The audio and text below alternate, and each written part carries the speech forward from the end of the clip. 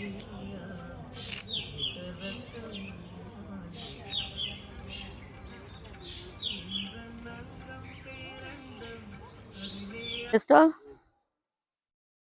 Friends, welcome back to Apputheva channel.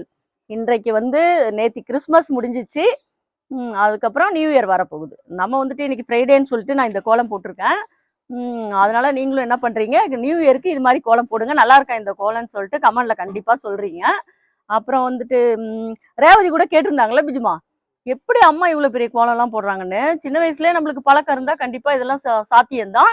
அப்படி அப்பவும் உங்களால கத்துக்க முடியல, இல்ல ஃபியூச்சர்ல நீங்க கத்துக்கலாம். ஒரு இன்ட்ரெஸ்ட் இருக்கணும் பெண்களுக்கு. அப்பதான் மகாலட்சுமி தங்கும் வீட்டுல. கோலம்னாலே அந்த கலரு இதெல்லாம் சொல்றோம் இல்லைங்களா, அதுல மகாலட்சுமி வாசம் செய்வாள். இதுதான் நான் அடிக்கடி சொல்லிட்டு இருக்கேன்.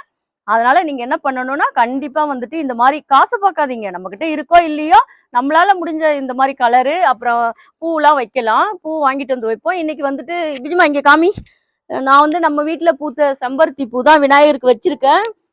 பூ இருக்கு வீட்டுல, ஃப்ரிட்ஜில் இருக்கு, அது வைப்பேன்.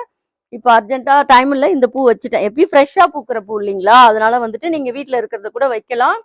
அதனால தான் சொல்றேன். நீங்க இந்த மார்கழி மட்டும் உங்களுக்கு சோம்பேறித்தனம் இருக்கும், அதெல்லாம் பார்க்காம கோலம் போடுங்க. கோலம் எப்படி இருந்ததுன்னு கண்டிப்பா கமெண்ட் பண்ணுங்க.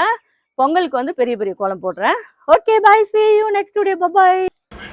அப்புறம் என்னோட சேனல் நேம் அப்புதேவா. சேனலை கண்டிப்பாக சப்ஸ்கிரைப் பண்ணுங்கள், லைக் கமெண்ட் கண்டிப்பாக போடுங்க. Okay, thank you. Advanced happy new year அன்றைக்கும் நான் சொல்லுவேன்.